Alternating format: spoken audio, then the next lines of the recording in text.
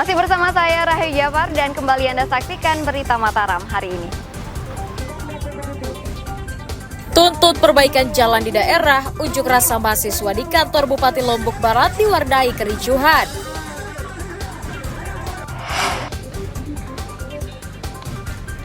Sidang lanjutan kasus pelecehan seksual yang melibatkan terdakwa disabilitas kembali digelar Pengadilan Negeri Mataram. Jaksa menghadirkan 5 saksi korban.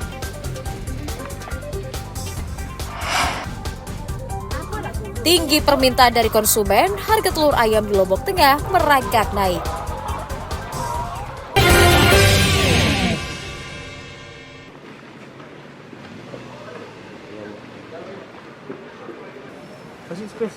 Sidang khusus pelecehan seksual yang menghadirkan terdakwa berinisial IWAS kembali digelar Pengadilan Negeri Mataram pada Kamis pagi.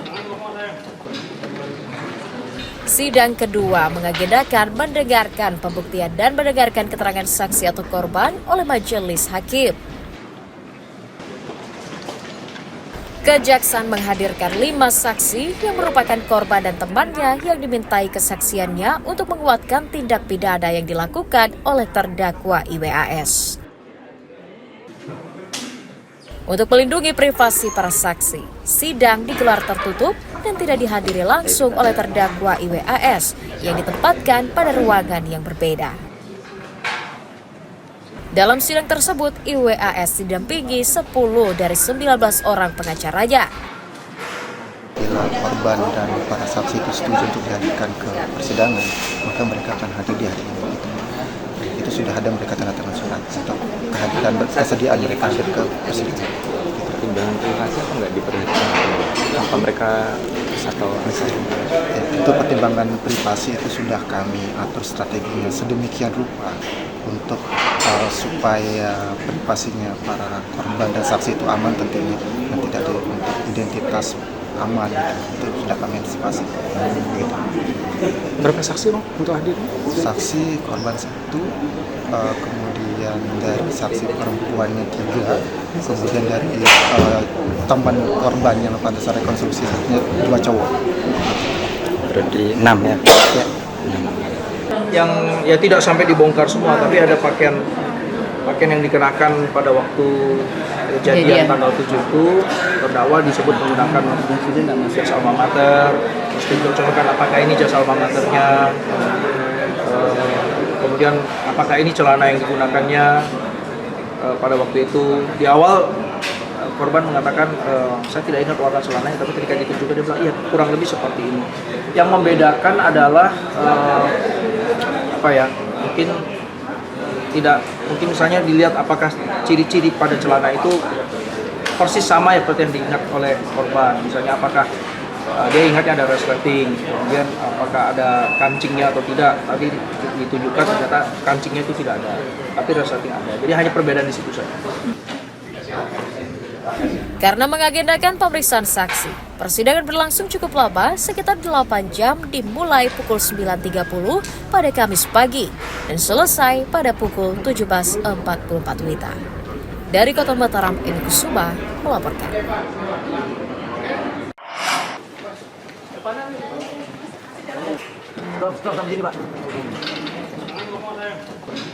Ketua Majelis Hakim Pengadilan Negeri Mataram dalam perkara pelecehan seksual menolak permohonan penggalian tanah terdakwa IWAS dari tahanan lapas menjadi tahanan rumah.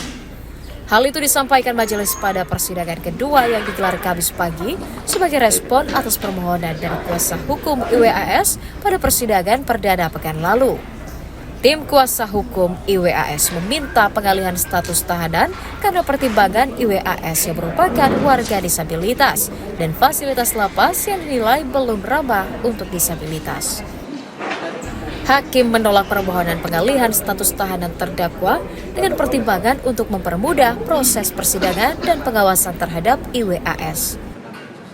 Mengenai permohonan dari Agus sendiri mengenai pengalihan penahanan, Majelis Hakim masih menahan saudara Iwas dengan pertimbangan salah satunya adalah kelancaran sidang, jadi yang bersangkutan masih ditahan, dan informasi yang didapatkan oleh Majelis Hakim bahwa fasilitas di rutan sudah cukup bagi yang bersangkutan informasi ini dari Dinas Sosial, dari pendamping disabilitas, artinya kan bahwa Saudara Iwas sebagai terdakwa telah mendapatkan fasilitas yang layak di rutan. Mengenai alasan ketidaknyamanan merupakan alasan subjektif yang bersangkutan, kurang lebih seperti itu. Pengalihan status tahanan dari tahanan rutan menjadi tahanan rumah tidak dikabulkan oleh majelis hakim. Alasannya dengan mempertimbangkan alasan subjektif bahwa masih dianggap perlu untuk tetap melanjutkan penahanan terhadap Agus. Hanya itu aja yang disampaikan majelis. Demi lancarnya persidangan. Hanya itu saja. Ya, Jadi tadi Bang Ainuddin menyatakan silahkan majelis mengumumkannya langsung kepada terdakwa yang berada di lain ruangan agar dia mendengar langsung dari majelis dan dilakukan oleh majelis. Sidang lanjutan kasus pelecehan seksual IWAS kembali akan digelar pada hari Kamis tanggal 3 Februari mendatang dengan agenda pemeriksaan saksi lanjutan. Dari Kota Mataram, Evi Kusuma melaporkan.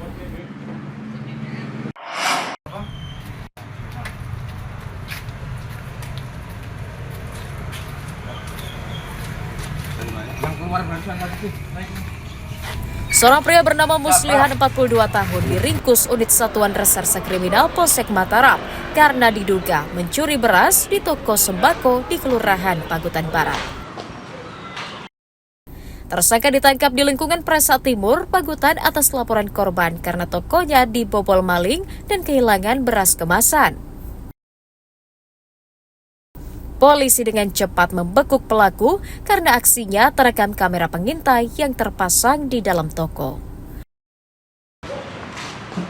Polisi menyita 3 bungkus beras kemasan ukuran 5 kg dan senjata tajam sebagai barang bukti kejahatan.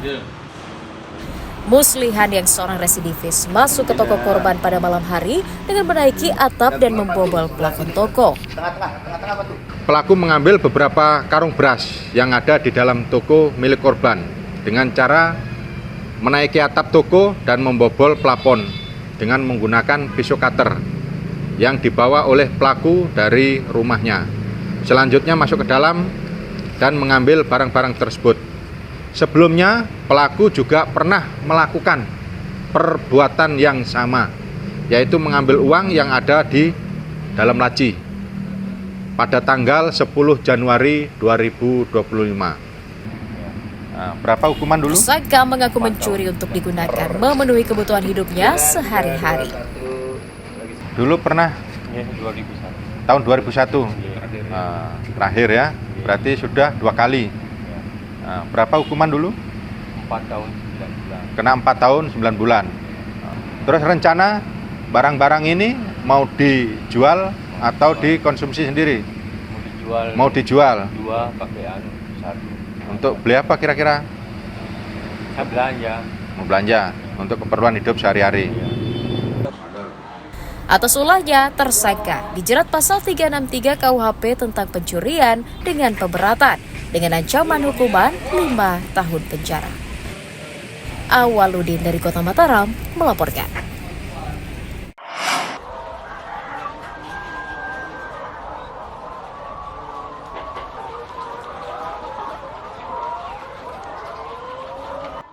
Harga telur ayam di kalangan peternak di Kabupaten Lombok Tengah mengalami kenaikan sejak sepekan lalu. Seperti di Kelurahan Sasaka, Kecamatan Peraya, harga telur ukuran kecil, sedang, dan premium mengalami kenaikan mulai Rp7 hingga Rp8.000 per papannya. Telur berukuran kecil yang semula dijual Rp39.000 kini naik menjadi Rp46.000 per papan. Telur berukuran sedang yang semula Rp41.000 kini naik menjadi Rp49.000 per papan. Sementara telur ukuran premium kini naik Rp8.000 menjadi Rp52.000 per papannya. Kenaikan harga telur dipicu meningkatnya permintaan konsumen untuk program makan bergizi gratis dan perayaan Hari Besar Keagamaan.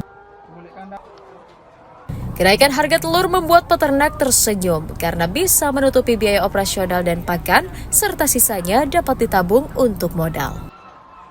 Alhamdulillah sudah ada kenaikan dari kenaikan lagi dari harga dari 4 yang kecil itu kami di peternak itu 46.000, Ya. yang tanduk itu 49.000, kalau yang besar itu 52.000. 52.000 ya? Ini menguntungkan nggak bagi peternak, Bang? Alhamdulillah itu menguntungkan buat kami, Mbak. Sehingga